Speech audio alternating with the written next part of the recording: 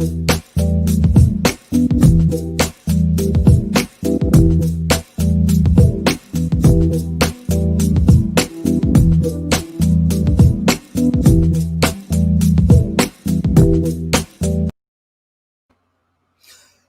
community. It's Kevin from Onetwocomictalk, and it's Artist Alley. Welcome. It's a wonderful Saturday. It's a beautiful day, and it's Discovery Bay Network. Once again, you got to love this channel, JBTV, and, you know, we're getting a great feel of this thing. We love the production value. We're hoping you guys appreciate it. I can't ask anything more. JB's the bomb. And speaking of the bomb, I have to bring in my regular co-host, CHRISTIE SHINN. Hey, CHRISTIE, how you doing? Doing well. Just it's been a quiet day, and I'm waking up doing the show and doing other things today. So drawing and stuff. Hey, I appreciate you being here. And wow, you look really nice. And not that you don't normally, but I mean, damn. You know, I kind of just want to sometimes, like, you know, quarantine. You know, like you can't really go out and stuff. But I mean, it's good to practice, and there's a lot of good sales out there, so why not? So yeah, hey, I you know what? I think I need to take a little cue from you, and maybe tomorrow I'll throw on a tux. There you go. There you go. Just kidding. No, not at all. But hey, yeah, you know, it's we've been doing this thing for a while, and I think we've gotten our feel of how we do the show down to where this elevation of what we have now, I think, is most appropriate. And, you know, I'm thoroughly enjoying this. What about you? How are you feeling about this new setup? I'm just, you know, actually, I think it's really good. I think it's kind of really slicker. It's like less of us messing with things, and it's more of like us actually focusing on the guests, or it's one less thing of the 10 million other things we have to focus on. I agree. You know what I mean? And speaking of which, I think we should bring our guests in to bring them some attention. How about that, huh? So how about we bring in Peter and David, and how about we go ahead and discuss a little bit about some arts and crafts and writing. Peter, Murrieta, and David Schrader, gentlemen, I appreciate you being here and hanging out with us on this fine Saturday afternoon. Thank How you doing? I'm doing great. I'm in beautiful Tempe, Arizona today, and it's lovely out, and I'm happy to be here. Yeah, nice. David? I'm in Los Angeles, and we had a nice earthquake late last night. Yeah, didn't we all feel that? And when it hit, my first thought was probably everyone else too was like, of course we're gonna have an earthquake now. You know, it's kind of funny. It was like it actually had more noise where I live, because I live in LA too. It had more noise than actual shake, which was odd. It was a jolt though. Like that first initial jolt was powerful. Like, yeah. I barely felt it. It was weird. Like I was already up, and then I felt a little move, and then, you know, the typical rattle that we all get familiar with, like that. But I thought it was going to be bigger. Right. It would feel bigger, but it didn't. Even though, like, I think it's supposed to be like a 4.6 or something. Yeah, Yeah, the interesting thing on my end was my family's in LA. And so I texting them to make sure they're okay, you know, and it's like 3 grown adults in a house, and like nobody was texting me back. And I don't really go to panic. You know, I'm much more of a fatalist. So like, well, they didn't text me back, and I hit them up again, all of them. And then I'm like, all right, you know what? That's on you guys. If you're buried in rubble and you can't get back to me, that's kind of on you now.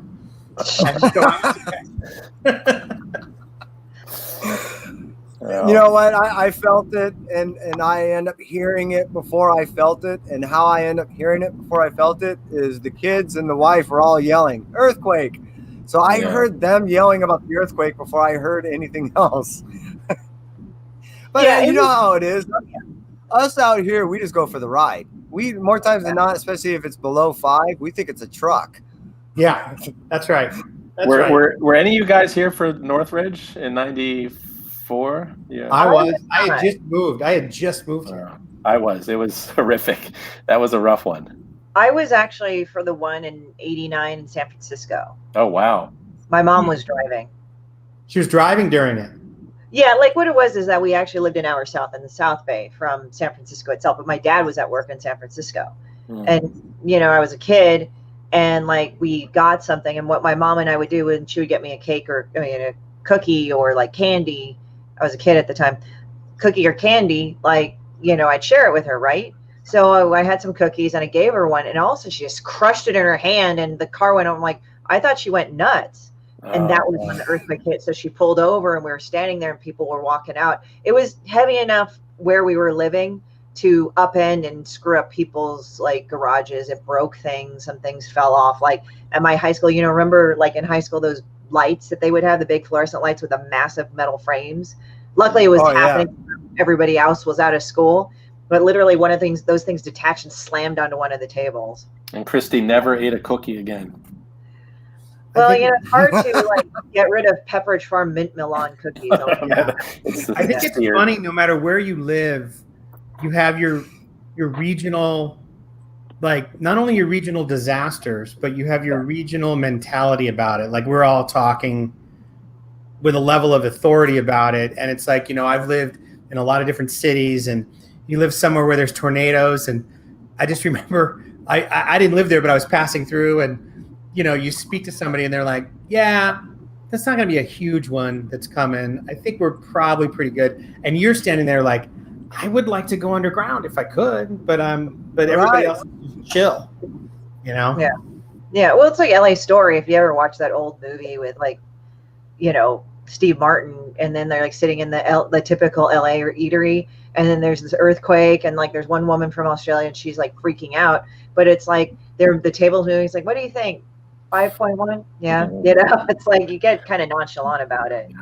So it's like, you know. Yeah. It goes to show you start to acclimatize to, like what you were saying, Peter, almost to any form of disaster. You get used to it. You're like, oh no, it's regular. This is normal. Yeah.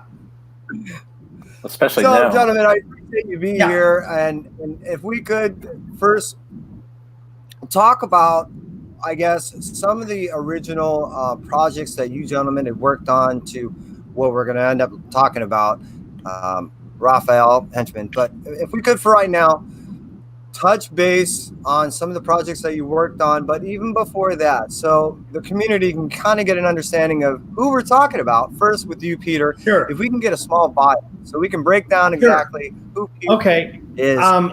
I grew up in Tucson. I moved to Chicago to join the Second City, and I was there for 5 years. I met my wife, and she was a Second City too. We moved out to LA, started that theater together. I started writing, and I've written. Greetings from Tucson was my very first show. It was about me. I was on the WB for a full year. I've done shows. Probably the most famous show is Wizards of Waverly Place was my show on Disney Channel. I think that was one time I did a kid show. And I've also done Mr. Iglesias. It's on Netflix right now. I worked on Superior Donuts for CBS. I've developed with a ton of cool people. I've got a pilot right now at Amazon called Ricky and Cricket. It's animated adult animation about a nice guy Latino and his angel from the side of heaven. That's I mean, there's so much there to unpack. We could do multiple shows just on that, but well, I wanted to race through it. I wanted to race through it. No, and I do appreciate that, because there is aspects that we will be touching on, definitely. But wow, I mean, I've already read. One of my co-creators, Ricky and Cricket, I think is in the chat. So shout out to Eric Rivera. Oh, hey Eric, how's it going? Yeah, Eric, appreciate you being here. And David, same with you. If you could, to give a small bio of yourself to the chat, so they have an understanding of who you are. Sure. So I moved out to LA when I was 19, started doing stand-up comedy back in the day. I performed at all the clubs in LA, but I was not the best stand-up in the sense that I got sick every single time I had to go on stage, and I couldn't take it anymore. Like, it just wasn't my bag. I couldn't handle that. Every time I got on stage, I would finally, my stomach would settle, but the whole day before that, would be a nightmare. So eventually I found improv, and that's where I met Peter at his theater called Bang on Fairfax. And these were all Second City people, Second City trained. And I enjoyed improv a lot more because it was just about listening and reacting and being in the moment. And I didn't have that same kind of sickness. But I did a couple films. My first feature film was called NoHo. It was done in 1995. And it was kind of like a West Coast Slackers meets Clerks. And it was kind of a little bit of a cult hit. I went from there. I worked with Christy Stratton Mann. We did a short film called Being Ozzy Osbourne that Spike Jonze gave us a shout out to at the Independent Spirit Awards. And we had meetings, and we sold some scripts, and some things were in development. But after a while of not getting some things made, I decided to just start doing some shorts again. And one of the shorts I did was for the Bang Theater. They produced a couple shorts. I did a thing called Come and Knock, the Other Ray Charles, which won an award at the LA Indie Comedy Awards, and a film called Bloodline, released through Lionsgate, which is a horror film. So I've mixed some things up here and there. And in 2018, I released my first comic book, which is called Baby Badass for Action Lab Danger Zone, and that became a little bit of a cult hit. It was one volume. The second volume is being worked on now, but it's taken a while. So that should be out in 2021. And I linked up with Peter for Henchmen. I've got a book coming out called Nightmare Theater, which is an anthology later this year, actually next month. And so just keeping busy. Very busy. Wow, again, both of you guys, there's so much to unpack there. There's definitely something I do want to touch. You did talk about horror, even though I'm going to skim over that, and it's a love of mine. Yeah. But you both made mention of comedy. So I'm taking that both of you not only have a love for comedy, but I'm taking it that it was comedy that kind of brought you guys together. Well, I love comedy, and comedy is what pays my bills. So yeah, and we came together at the theater. And when I knew I wanted to do a comic book, Baby Badass was already out, and it was a funny comedy comic book. And I knew the tone that I wanted to do this first project in, and I knew I didn't know a ton about writing the format, and so I wanted to partner with somebody that did, and I like collaborating. But comedy's a big deal, yeah. Yeah, me too. So how did you two come together to collaborate on projects, both in comedy, and then how did that segue into comics? Dave? So yeah, at Bang, at the Bang Improv Theater, they eventually did some short films, and they had budgeted to do I think about 5 or how many, I don't know, maybe 5 short films. Yeah. And I did a film called Little League Jesus, which was about these scrolls that were found, and they were bogus, interviewing Jesus' Little League coaches. And it was kind of irreverent, but Peter was the executive producer on it, and that was the first time we ever worked together in something outside of just doing improv shows. But that's where I met him, through the theater, and the group he was in, Stacy's Not Here, I consider one of the top improv groups that I've ever seen. They're so good. Oh, that's awesome. Yeah, we still do shows every month online now. Is it on StreamYard, Peter? It's on Twitch. Twitch, that's right. Yeah, Stacy's Not Here. Twitch on StreamYard? We can't, right? Probably not. Oh, that's way interesting. I'm gonna have to check something like that out. Wow, that's so cool. Now, the Baby Badass. Mm-hmm. Please, for not only myself, because I known of it, but I haven't really got to read any of it, I have to admit. Can you give me and the rest of the community a little breakdown of Baby Badass? Sure. In a nutshell, it's kind of like Mad Max meets Idiocracy. It's about a 33-year-old super soldier trapped inside the body of a baby. It's set in the future, the year 2043, and everything's totally. Can we swear on this, Christy? Are we allowed to swear? Absolutely. Sure. All right. Everything is totally fucked up, and so it's set in the future. Imagine everything that's going on now, just extrapolate it and make it worse. And so he's this super soldier, doesn't know who he is. He has to find out who he is, and he's found by this waitress in the desert.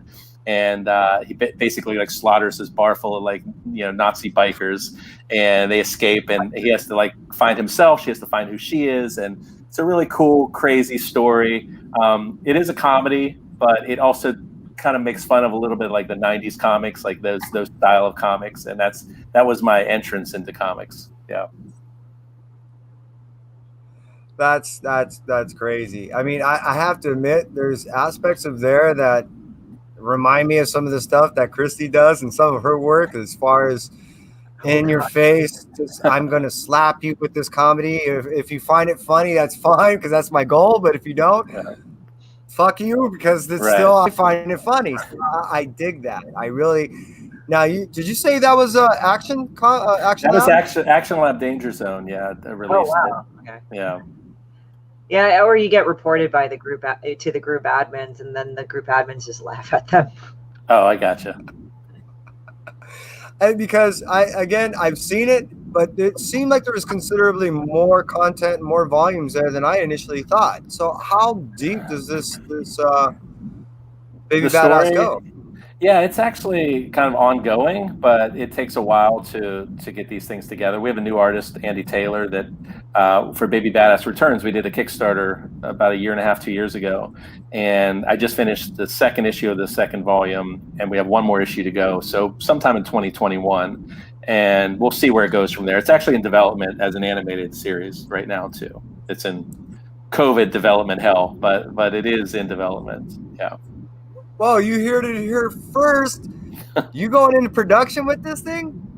It would be great. It hasn't gone into production, but it's in like the development process. So we're still talking. Yeah, we have several producers attached, and we're talking to a lot of different people. And it was kind of made to be an animated series. It's very over the top, kind of violent, but kind of cartoon violence. And there's a story to it. There's a method to the madness.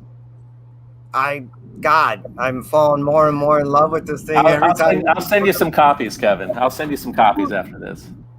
We're going to be talking at the end of this. We do a little box called a 1-2 Talk Indie box. I got to get your stuff in it.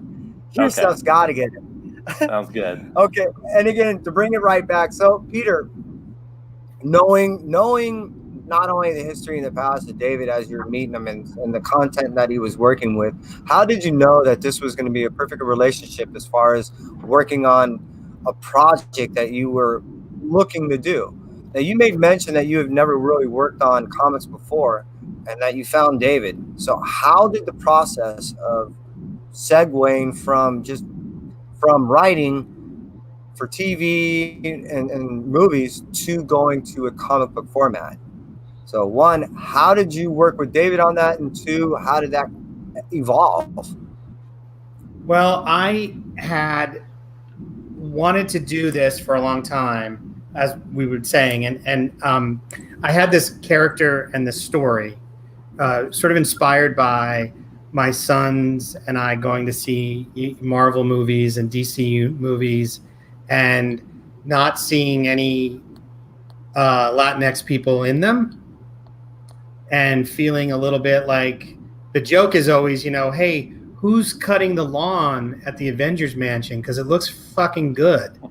And I want to understand that. And also, how are these giant urban centers, cities managing to just be alive and functioning with nobody? There's no Mexicans anywhere. So I wanted to sort of take care of that. I remember Suicide Squad being so psyched at the beginning of the movie that there was a vato in it, and then he gets killed partway through. So that was the inspiration. I had the story.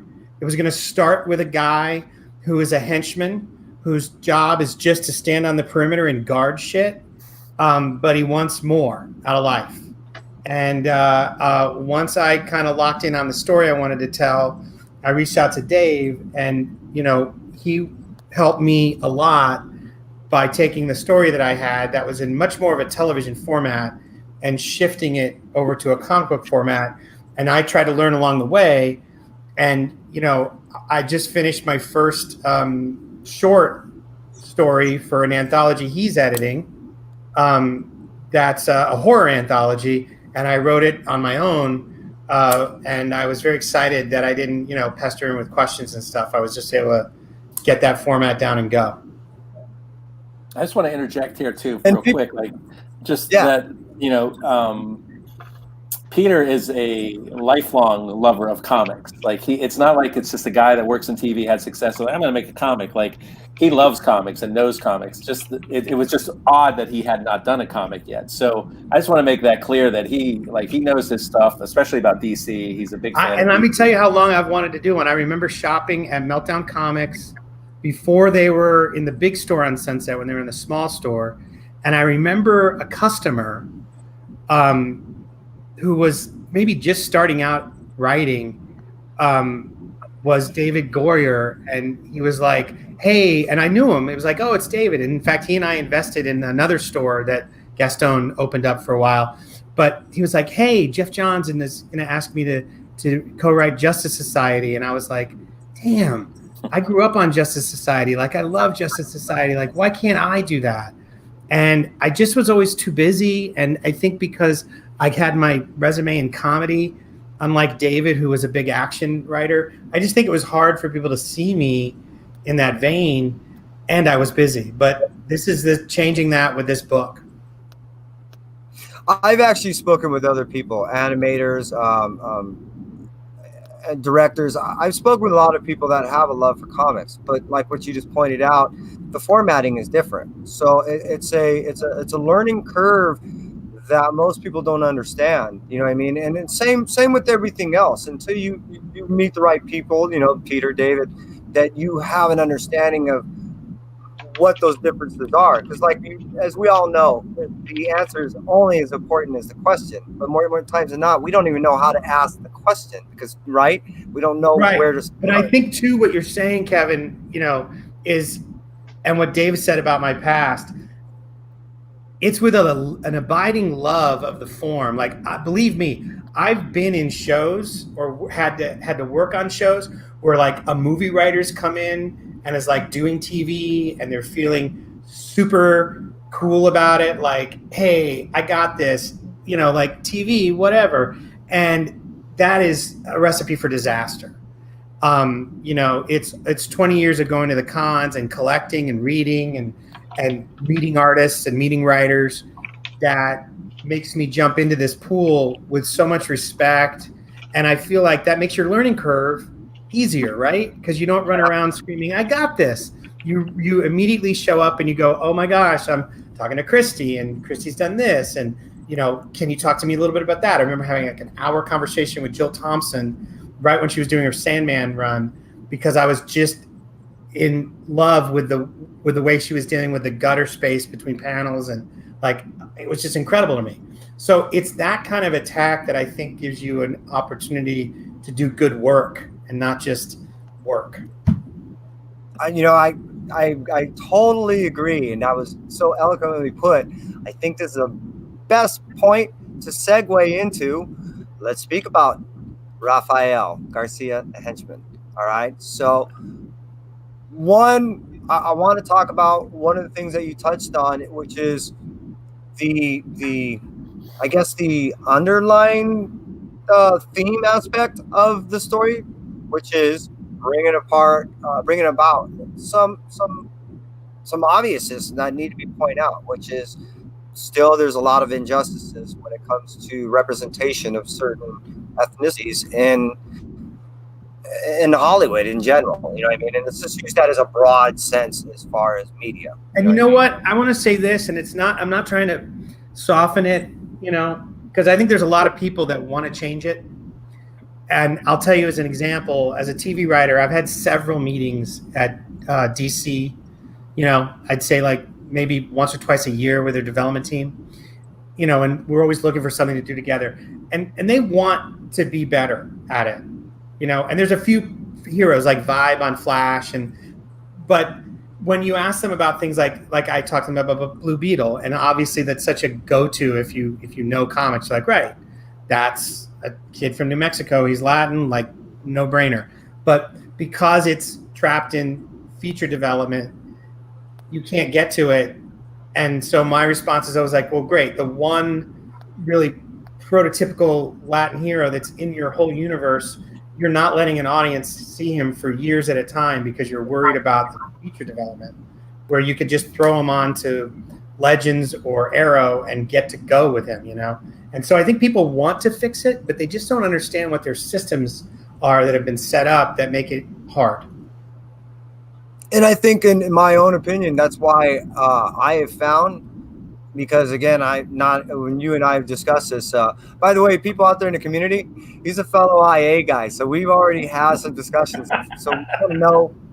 So, and what I'm getting at is, it's in my opinion that why I'm finding a lot of production out there is looking at a lot of independents, because it's easier for them to look at this type of inspiration, this type of writing, to jump off from as a platform than it is maybe one of the big two, if that makes sense. You know what I mean? 100%. No, when we conceived this, you know, to me, Maverick was a prototype. The villain, the super villain, was like a mix between like Elon Musk and Lex Luthor. And, you know, the hero was a mix between, you know, Superman and Captain America. But, you know, rather than wait for one of those giant companies to go, yeah, we'll give you 4 or 6 issues, we just thought, we just got to get this out there. We can't wait. Right. And speaking of this, we'll go right back to the Henchman. What we'll do is we'll go ahead, we'll bring up you guys' Kickstarter, and we'll go ahead and give a flavor to the community out there of what this is all about.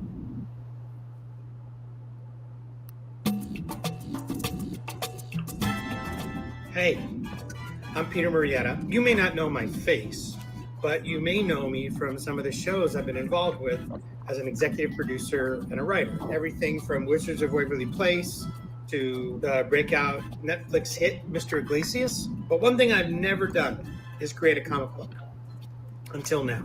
Say hello to Rafael Garcia. He's a low-level henchman for Maverick Incorporated, which is an evil, shadowy organization bent on world domination. And I had a little help bringing this baby to life, so I brought in the guy who raised Baby Badass, Dave Schrader. Dave? Thanks, Peter. Yes, I am the co-creator and writer of Baby Badass. In case you haven't heard of it, it's as crazy as it sounds.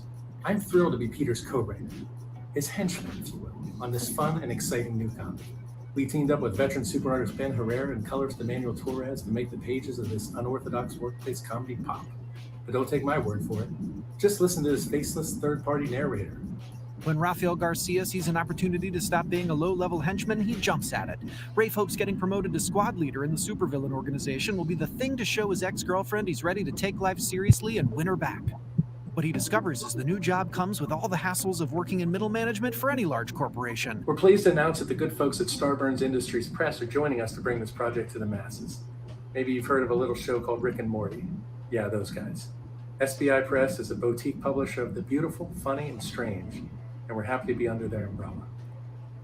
Oh, and there's also this special tier. I will personally take care of any delicate problem that you have and are a little afraid to do it. Telling someone off, telling your parents that you're not going to go to business school, whatever. I'll take care of it for you. Send me the data, tell me what you want to have go down, and I make it happen. We really hope that you sign up and join us in this incredible Kickstarter that I'm so happy to share with you. And we are so close to 10,000. Yeah.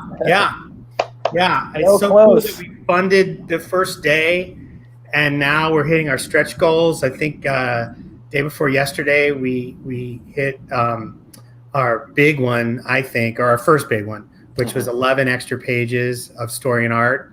So issue 1's going to be 39 pages, and we've got some awesome ones coming up too, and another print. My favorite print, I think you had it up next to me in the last segment. Is going to be the next stretch goal. Yeah. So the totality of issues in the run is how many? Well, we've got a stretch goal for the first trade, which will be the first 3 issues, and then David and I have plotted out a second and third arc that'll get us up to 10, 12, 13. You know, and the story of Raphael can continue. And we want it to be an ongoing book. We don't want to, it's not a thing we're trying to do just to get somebody else interested to make it into a property. We want to tell his story.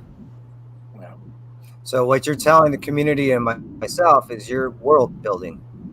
Yeah. And we're in it to win it. We want to stay here and keep doing his story. I'm very excited about the second arc. I don't want to give anything away because we haven't even got the first one out, but if we can hit that trade paperback goal, then we can start writing that second arc right away and have it out soon. You know, like I love the artist we've been working with, Ben Herrera. You just scroll by him. He's so good and so great at capturing the world of a sort of a bright superhero world, but with some comedy, some facial expressions, and he's also really quick. Mm-hmm. Like, you know, Dave told me when we were starting the process that, you know, it's going to take this long and you got to, you know, you're going to send this, and you just don't know when the artist, and they're going to have a lot going on in their life. And he's just been tearing it up. Like, just sending emails like, hey, what's when do I get in the next go? And it's great. We have some cool tiers where Ben will draw you into the cover. You see the main cover on the left, so you can get your face on the cover. You can get drawn into the book too, but the cover is the bigger one there. I love both these covers. I don't even know which one I want. I mean, they're both awesome. The other one's the vacation variant from Kyle. Also, you just scroll past. Don't you love Ramon Villalobos? Yeah, let's talk about Ramon. But don't you love too that like the lead guy has got like a dad bod and just, you know, he's not the person you would think in center. Right. It's more depicted in reality than this super hyper unrealism. Reminds me of a guy that like he basically hauls liquor around and shit. Yeah, exactly.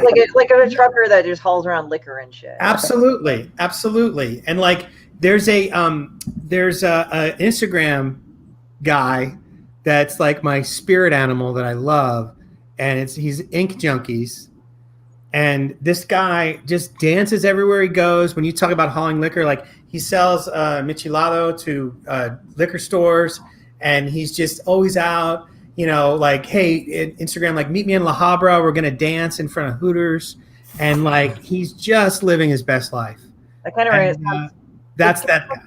It kind of sounds like the Kogi truck guy. You know, that's how like in the Kogi truck, they used to do that before they also had like a standalone brick and mortar store. I mean, right.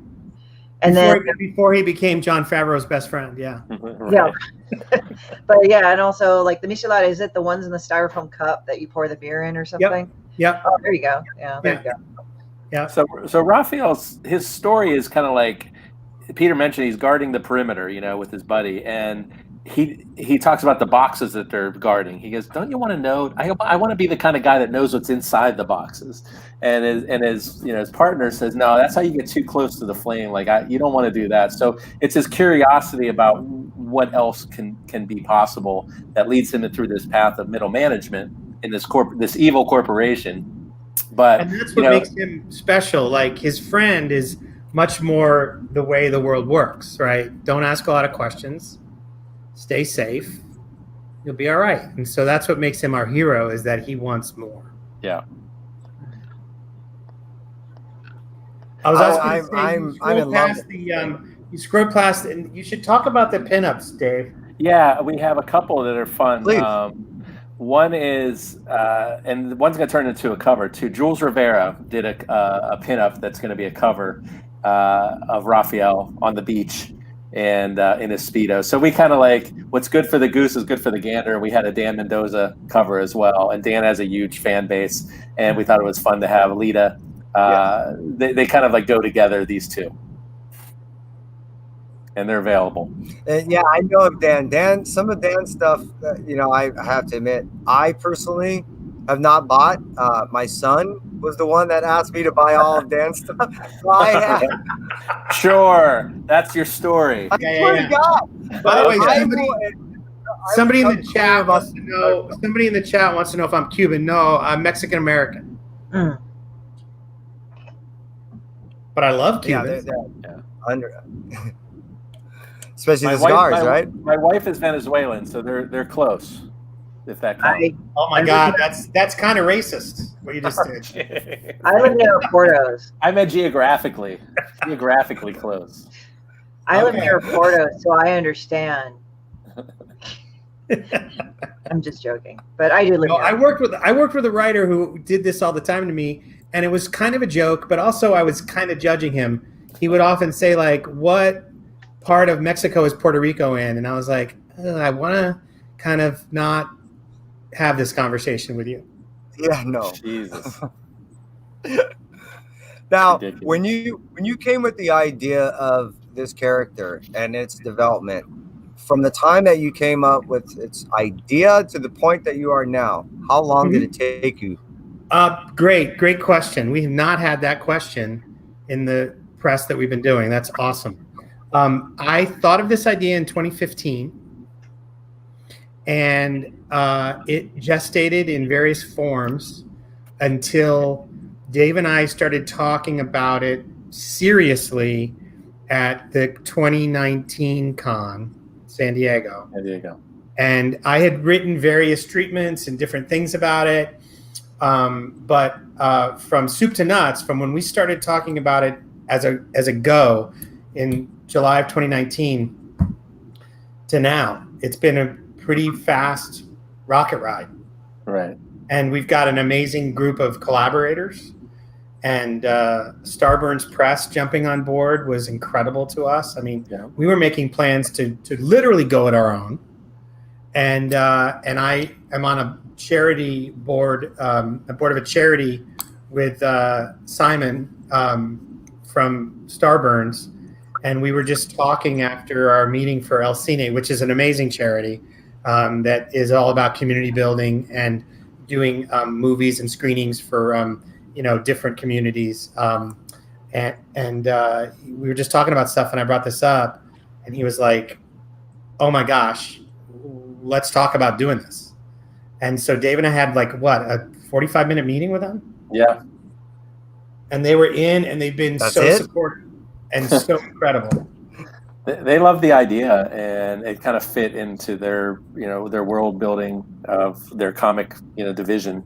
And also, when we haven't talked about this, the book is bilingual. It will be available in Spanish too. The Kickstarter has a full Kickstarter in Spanish. Like if you scroll down, so any Spanish speakers can go on the Kickstarter, learn all about it, order it, and the book itself is in Spanish too. And that's kind of rare for a small press.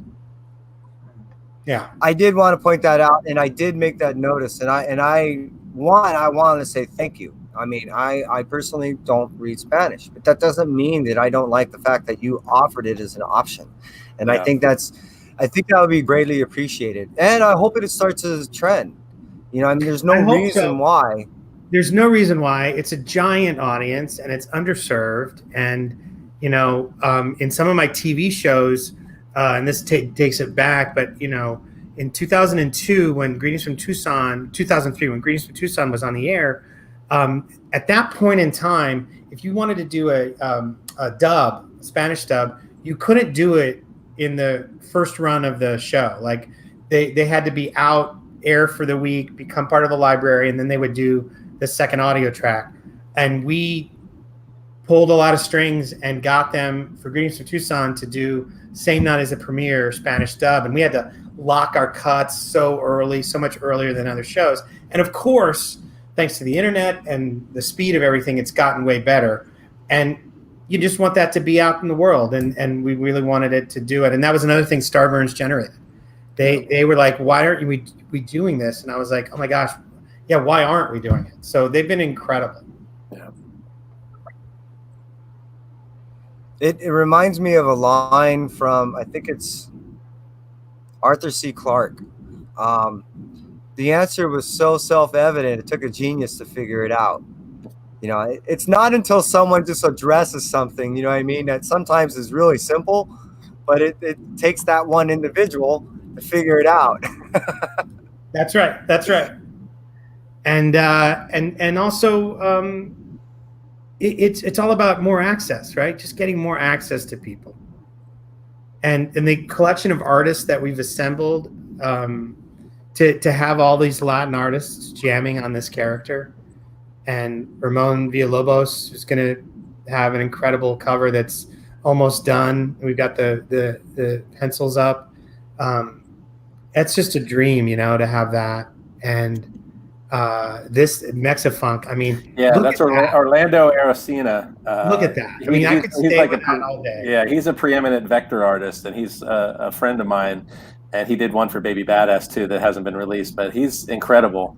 And yeah, he came up with this print that that we're going to be offering as the next stretch goal, actually. So we got to get to 10,000. You heard that, community. Right, got to get to 10,000. Yeah, we're close. What'd you say, Christy?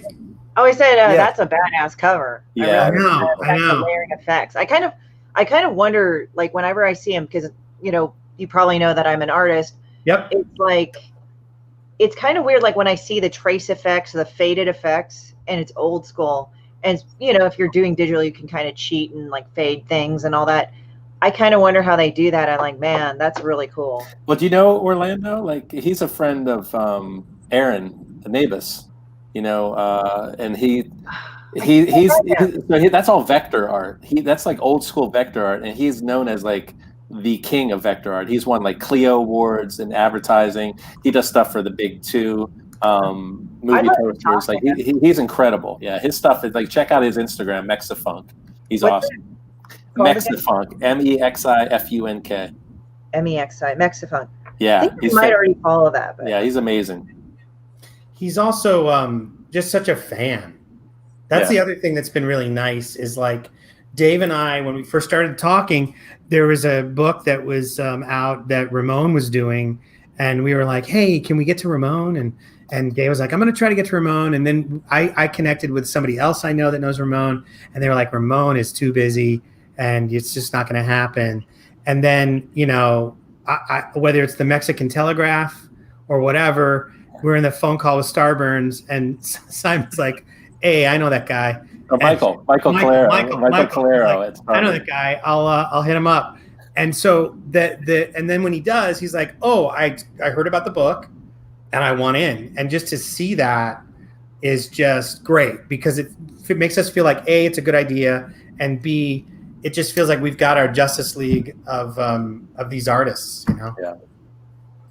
Yeah, Ramon's cover is not colored yet, but it's almost done, so that'll be revealed fairly soon too. Yeah, it's like insane. It's well, Peter, like I want to actually commend you on. I just think it's insane. Like just how sometimes you see the old school artists, how they do it analog, quote unquote, and then they go to digital, and you're like, man, I feel kind of like a tool, like for doing it digital.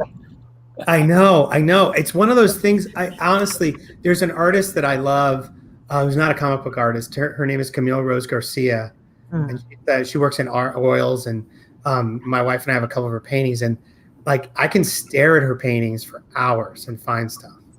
And I feel like that with him. Like you can look at this for a long time and see more and more stuff in it, and it's just really deep. And didn't he tell us it was like his henchman take on a Bond poster was his? Yeah, you're talking about Orlando's? Yeah. Oh, that one that you have up is Orlando. Yeah. We're like, what inspired you? And he goes, it's sort of the James Bond of henchmen. Yeah. Well, I mean, there's tons of henchmen in James Bond. Like they get mowed down and all this, and you kind of wonder, what do they do? Was it good for them too? Like kind of like the red shirts in Star Trek. The red shirts. Yeah. Actually, there's a show called the Red Shirt Diary that Ashley V. Robinson did. I don't know if you ever saw that with Jason Inman. It was really funny. It was fun little bits, and it was like she was doing like a video log on the Enterprise, and talking about the things that were happening from each episode, right? But the thing I always talk about with henchmen is there was outtakes from Austin Powers, the first Austin Powers, which was great. If you remember in Austin Powers when the henchman gets rolled over like on a steamroller. So there was an outtake. You'd have to look at the deleted scenes on the DVD, but it was just this woman receiving a phone call. She's got 2 kids at the table, and she answers. She's like, "Yes, this is Mrs. Johnson. Yes, my husband's a henchman for Dr. Evil." He was what? he was run over by a steamroller. And so she's like, it's real dramatic, like these are real people that have real lives, and you never see them because they're just mowed down. You don't care about them. So, we wanted to focus on this one guy and see what his journey is, and play with it in the superhero universe. I think Peter mentioned before that Ben's art, he's done work for the big two, and it looks like a superhero world. So we wanted to play in that with these like office politics and, this guy moving through middle management and still like touching on the edges of that. And, whether it's the Justice Battalion, which is like who they have to look out for and worry about. So it was a fun world to play in. And Peter, it's also the messiness of the modern world that we talked about too a lot, and will come into play in issues 2 and 3 even more, which is, I've worked for Fox, but I'm not a bad guy, right? But I've cashed Murdoch's money, and people work for Tesla, and they're not bad, and I'm convinced that guy's a fucking supervillain, no doubt. And so they're all pigs, right? And so he named it, and then he put it in pigs, and I was just kind of laughing because I just laugh at random things like the juxtaposition and like neural implant pigs. I mean, even though they experiment on pigs all the time, I don't know. It's so crazy. It just feels like when he puts the neural implant in pigs, you're like, how is this not Blofeld? Like saying like, oh yeah, and over here is my piranha tank, and then here I've got the I put neural implants in these pigs, and they now can think thoughts and can attack you. And anyway, let's go over here to the den. Evil anyway. Like I've known people that own pigs, and they're like, yeah, I love bacon. Like some people say, no, but pigs, but the people that actually own pigs, they're like, no, fuck them, eat them. They're assholes.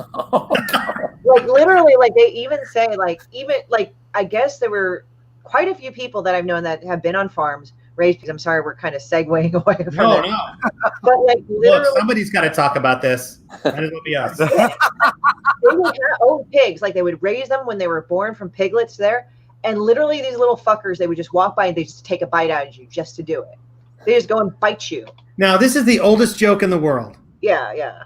Do we all know the joke about the pig with a wooden leg? No, I don't think I do. Do you, Kevin? Yes. All right. Yes, I do, sir. All right. So this salesman goes to a farmhouse, right? You think you're doing a farmer's daughter joke, but you're not. I'm going to race through it. I'm not going to tell it like it should be told.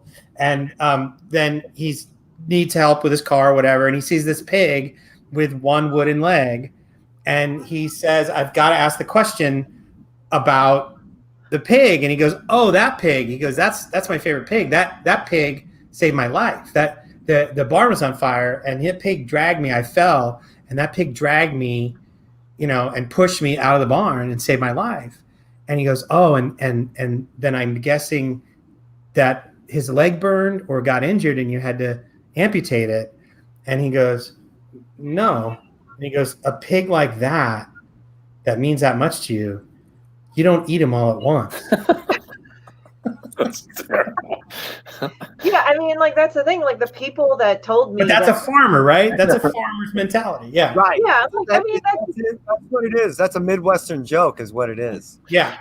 Well, and also the thing is like I actually met a guy. Like I think I dated a guy like a long time ago, and he actually helped his parents raise pigs. He said, I fucking hate them. Like everybody that has raised pigs, they fucking hate them. And it was like that says something. And they said, yeah. Like. He said, like, yeah, if you want to get rid of a body, just throw it like in a pig pen and shit. And I'm like, okay, knowing that, like I'm not bothered by this at all. Right. And I know that, like in the Deadwood, that was how they got rid of bodies in Deadwood. Oh yeah, I think it was like the Chinese guy, he owned pigs, and they would just throw it in his fucking pig pen, and like disposal thing or something. That's how North Korean leaders have gotten rid of some people they didn't like. It's a crazy thing. It's a crazy thing. And I'll say this about people raising pigs and they're assholes. Like my uncle, my dearly departed uncle, who was maybe the funniest guy in our family. He was a dog catcher. He worked for animal control. And I'm sure there's people watching that have pit bulls and love them. And I love dogs. I have 2 dogs. But I remember he worked at animal control. And he said, every time I meet someone who has a pit bull and tells me how wonderfully kind they are, I just say you haven't owned your pit bull long enough. Like, trust me, those dogs are bred for one reason, and eventually you're going to be calling animal control. That is not true. That is not true. I love those dogs. I love all dogs. There's only bad dog owners. There's not bad dogs. Well, I mean, for I me, pretty I'm a much cat owner, and cats can be dicks. So, but I love cats because it's like they will not act any different of any less than how they deserve to be treated. It's like this. Like I had plenty of friends. Well, I just knew this guy. He said, "I fucking hate my cat." And I said, "Why?" He's like, "Well, he doesn't come. He doesn't come to the door and greet me." I said, "Well, what do you do?" "Oh, I just feed him." Well, he knows where he stands then. It's like, fuck you. Okay, I know where I stand. I don't have to do shit. Yeah. That's why I like cats. It's like, I mean, I like dogs. Don't get me wrong. Everybody's like, before everybody says, "Boo, Christy hates fucking dogs." The thing is that what I've noticed about dogs is that they're kind of very eager to please all the time. Yeah. And that's Dave. Kind of like Dave is. Dave's like, I'm much more standoffish and like, you know what? We'll see. I'll be compared to a dog. I'm fine with that. I love dogs. But I mean, I like cats with a source of evil because it's like you kind of like it keeps you on your toes in a way, not in a bad way, like it's stressful, like dealing with a shitty boss, but just like cats, like they kind of perpetually exercise this thing like, I love you. I will give you my unconditional love, but you treat me like shit. Fuck you. That's how they're right. And you know, I think what you're saying too is about like character, just in general character. It's like they stand in for something. Yeah, like with cats, like people go like, "Well, I let my cat run all over me." I said, "No, you don't. You go and lay down the law with your cat." They're like, "Well, cats don't obey." It's like you make them obey about that, you know, because that's your and they listen, you know. But it's like this give and take relationship. That's what I like more. And I mean, that's the thing. It's like with dogs, it's different because they need you on certain levels that I don't really go into, or that's not a consistent thing for me. And again, I'm not saying like dogs suck. I mean, my sister's a dog person. She loves dogs, but I'm more of a cat person. But that's because like sometimes I just want attention on my own terms, but so do they. So it's like you have to kind of constantly work it out.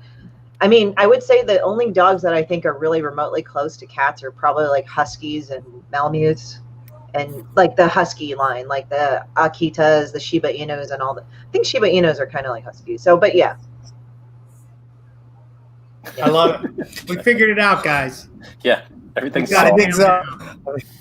But I think when we started talking about pets and dogs, you know, we were talking about supervillains and like Rafe's rise to middle management and like what it includes and having to do things that you wouldn't think, like corporate training and, you know, sobriety testing and all these other things that you just wouldn't expect out of a supervillain organization, but you would expect if you think about it, and it's part of the humor of the book, of like, you know, going to work for Amazon or going to work for Walmart, and suddenly, you know, they're taking a clip of your hair at the interview and things like that, you know, we've just given away all those rights without even really asking any questions about it.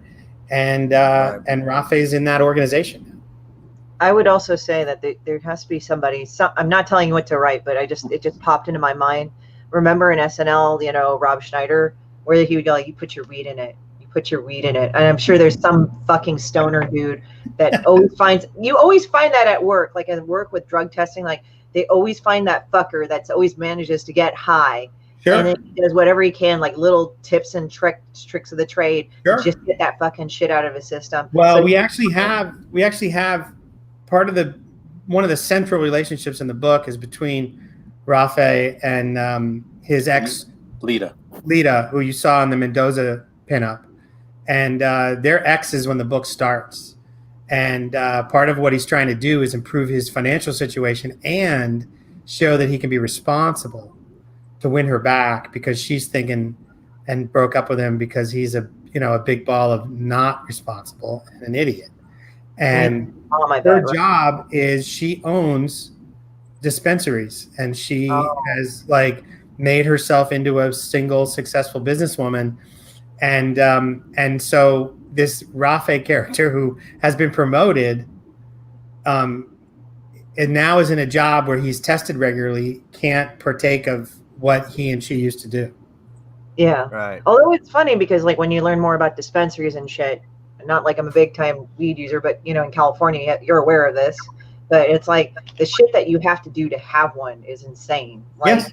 It's at least, yeah. I would think, $300,000 because you have to have an armed guard, you have to have like the security system, and then you have to have a registry system, and then on top of that, you have to have the stock, which is taxed like Well, crazy. it's also, you know, it's a very regulated thing, and it's also still in a very gray area, right? There's federal versus local and all that stuff. So anyway, she's at that, and he wants to get back with her, and we also love how sort of aggressively badass she is, because she says something that I think I've had said to me in my past, you know, where you think you're working on yourself and you come back and you're like, hey, check it out.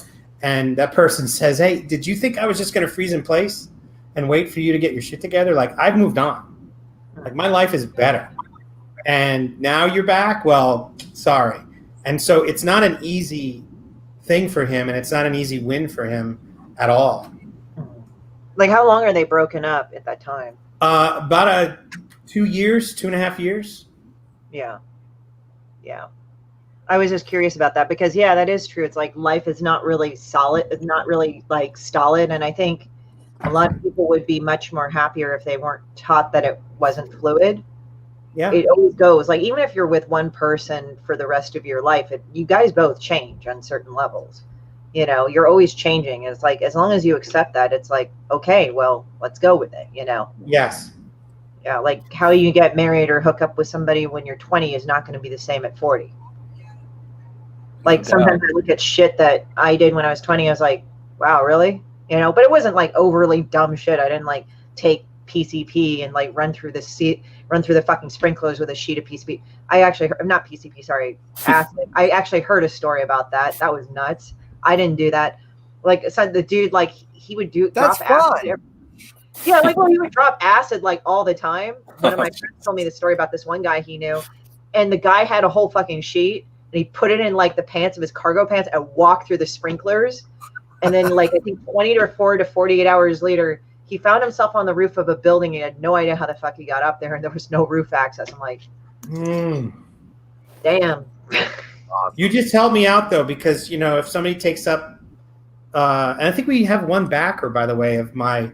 I'll do something. I'll have a bad conversation for you. Yeah, we do. I think we have one so far. We have 5 available. We have one that's taking me up on it. But Christy, you just gave me the great entree to like any breakup conversation I have to have, which is like, you know, when you get together, you are saying I like you now, but you're not saying I like you later. 10 years who you are later, and so we're in later, and this is where we're at. So you should go to the front yard and get your stuff and get out. Yeah, like this is weird. Like, this quarantine has been really weird for people, especially people like you don't talk to for years, and then they hit you up later and they're like, "Hey, you want to hook up?" I'm like, "What?" Or like they kind of do weird Tinder-ish things, and you're just like, "The hell?" Like some person like I didn't talk to for years. Like, we would just have these brief like superficial conversations. Not that I bit, but I was like, okay, I'm just being friendly, whatever. And then like I get like a message saying hugs and kisses, and I'm like, nothing led up to this. And I just said, I have no idea what the hell you're talking about. And they're like, oh, but I wanted to spread a little love. I'm like, okay. Well, I'll say this. I don't know this person, Christy, but I'll say this. There is a preponderance of leaky emotions in this time. Yeah. And I haven't done that, but I definitely have, like, I teach college. I teach at Arizona State. That's why I'm in Tempe. I bounce back and forth between LA and here. Oh, cool. And I have been in lectures since the pandemic where nothing emotional is being talked about. And I'm actually lecturing, but I'm like lecturing about the end of Jojo Rabbit. And I've seen it 10 times. It's a film we're talking about in class, but I'll get to the moment where he discovers his mom, and I like look down at my notes, and I'm like, am I welling up? Like, what is happening? And I just think that this time has put all of our things at the surface of our skin more than we think. I do tend to agree. It's like it's made us, what they say in quote unquote spiritual circle, I'll just talk in meta type things. But it's forced us to kind of look at our shadow side and shit that we normally would have been distracted had we not been Yes. living our normal life. And I realized that some people just really do not like themselves. And it's like, for me, it's kind of funny because, like, I know David's probably familiar with this, but I had a pancreatic tumor a year before, actually. Like a year ago in September, like August, September. It was 70% of my tumor, 70% of my pancreas, and they had to rewire my digestive system. They were worried I would be diabetic. Long and short of it, I'm pretty much close to recovered. But it's weird because I had to go through the thing. Oh, we found a 6-inch mass in you. We think it might be malignant. And you're thinking, oh, they pretty much told me I'm going to die. And then the surgeon, which I had really good people, I could see like them lining up for some reason. It's weird. And then they were saying, no, we could take it out, but it will turn into cancer if we don't. It's like a whole other thing. And we could probably talk about that later, but I know people have heard it before. And then what ended up happening is that after that, it's like they rewired my whole system, but they said, chances are you'll be diabetic. I'm not diabetic, but it's weird kind of going through that thing. Like, I'm going to die. My body's rotting around me. It's going to wither, you know, when you think of some of the scenarios. And then you're like, and you literally have to kind of quote unquote step off the ledge and say, look, I'm not going to focus on dying. Let's just, and right. It's how it works, you know, like. But you know what? It's such a, first of all, congratulations on fighting. And because that's something, right? And, you know, there's a few accounts that follow me and that I'm following. And I don't even know how, you know, we hooked up on Twitter, but there's a guy who has ALS who's been battling it. And he's just so out there in a great way. And I just feel like, you know, we are all going to die. Oh, yeah. And I mean, but nobody really thinks about it. But I will say this, kind of bending it back to culture, you know, like I've worn this skull ring since I can't even remember when I haven't had one.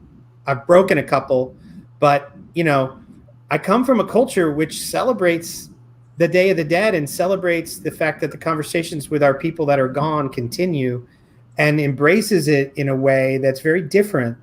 And I think, I don't want to say healthier, but you know, I'm often the one in my family saying, hey, we're all going to die, whatever. And, you know, I'm sure some people go, that sounds terrifying, but it isn't. It's meant to say like, well, let's just do what we're doing right now. Mm-hmm. Well, it's kind of like if you face death on a personal level, either you've had a near-death experience or whatever. Because I mean, I kind of go like, it's weird. I'm in this funny thing. Like I almost died, but I kind of didn't. Like if I had let it go on, it would have eventually, this tumor would have eventually metastasized and made me get to stage 3.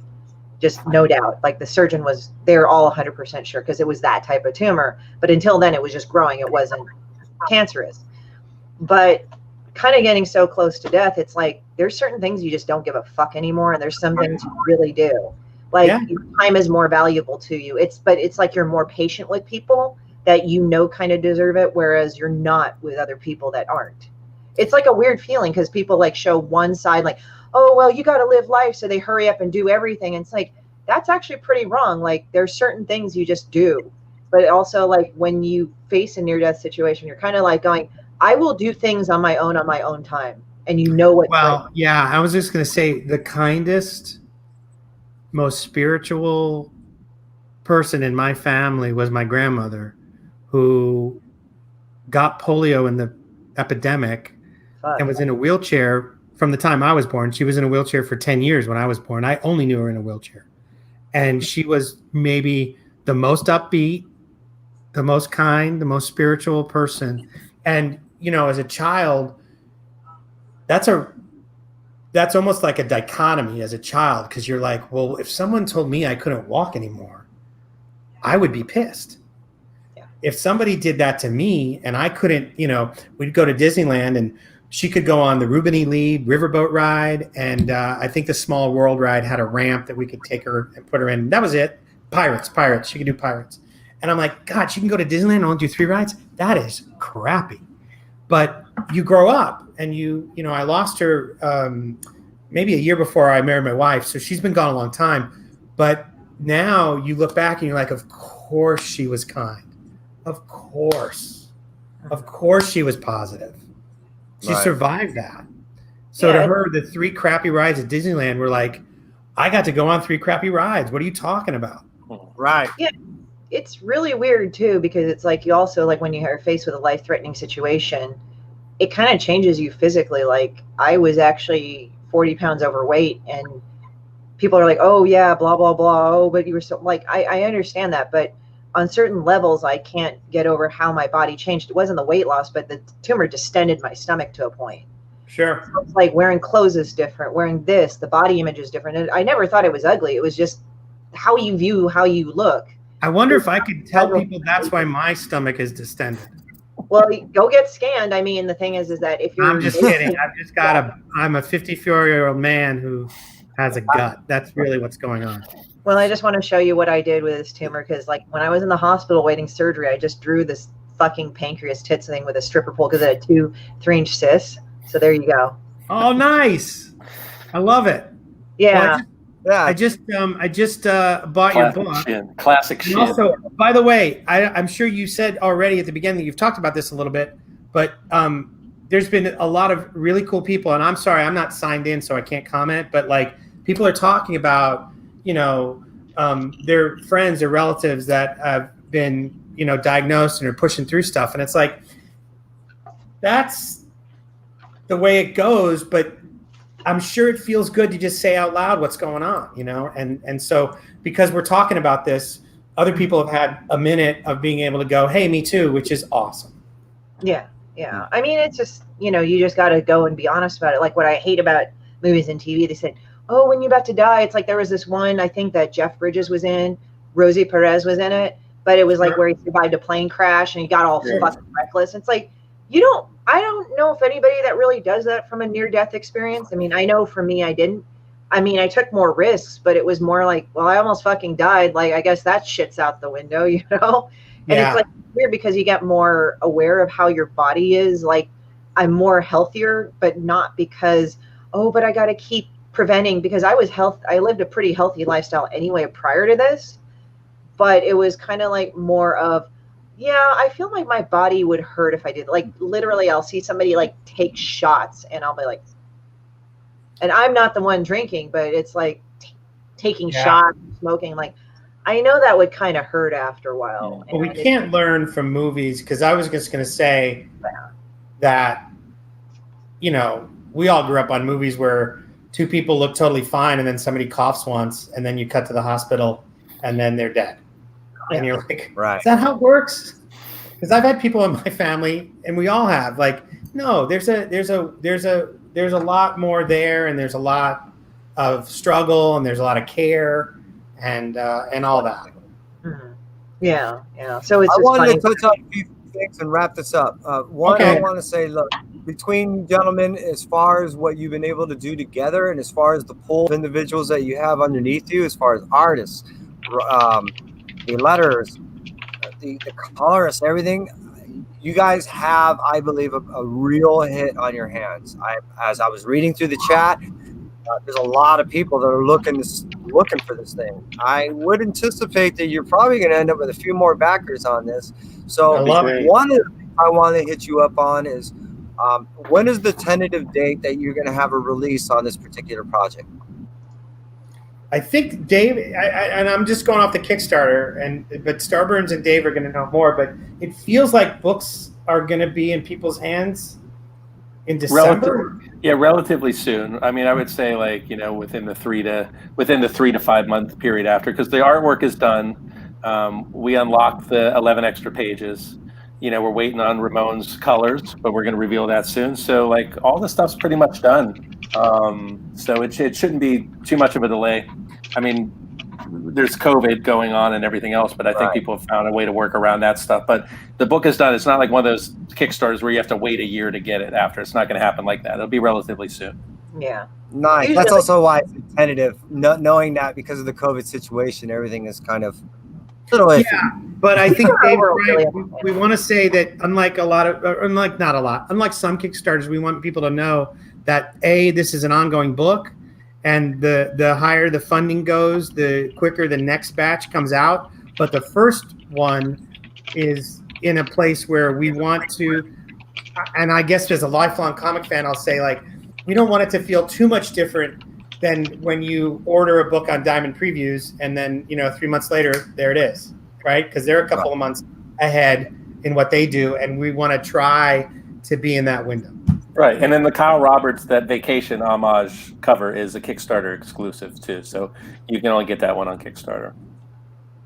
Nice. And then as far as the community being able to locate you guys, as far as the platforms on social media?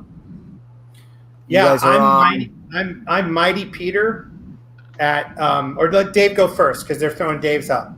Oh, just, Schraderopolis on Instagram and Twitter, and also The Baby Badass on Instagram and Twitter. And you can, if you look up Baby Badass, you can find that on Kickstarter or Facebook as well. Which I think you got a lot of people going to be looking up Baby Badass after this, I'm sure. That's right. And then I'm Mighty Peter on Instagram, and I'm Mighty Peter on Twitter. Okay. And on Facebook, my rule is find me, and if we have a mutual friend, just one, I'll take you, and otherwise, it's just me and 5,000 people that are really close. Awesome.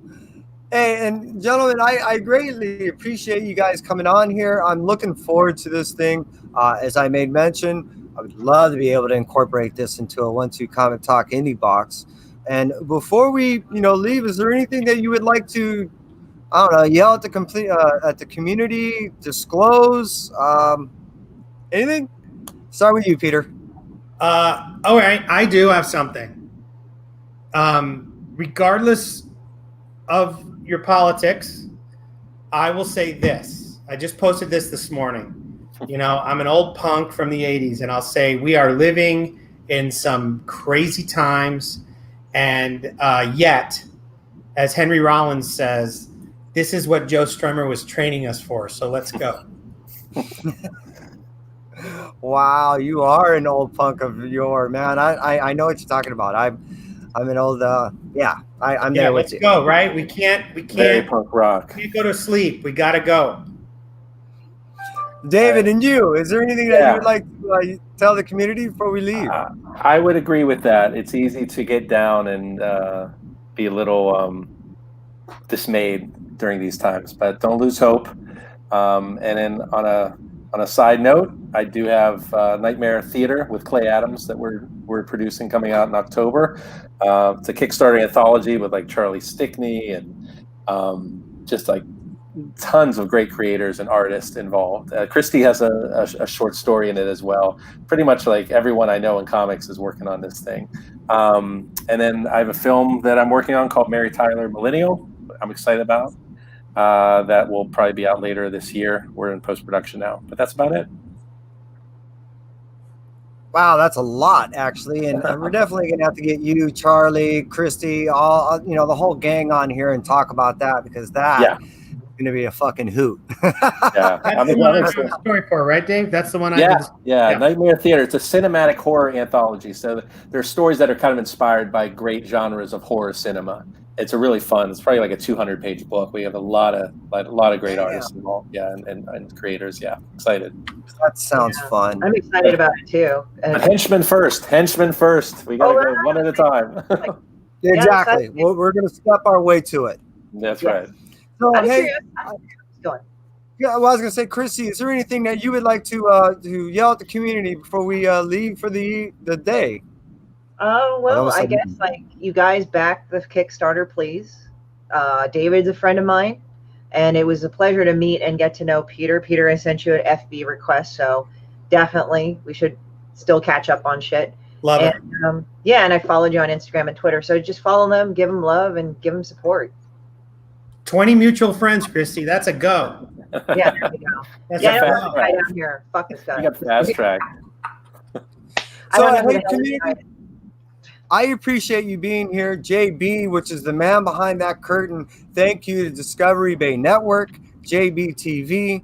CHRISTIE, as always, I am so grateful for you being here. And for you, community, I am grateful. And remember, we could always do better. I love you guys. And remember, love one another. From us at 1-2 Comic Talk, we're out. Thank you very much.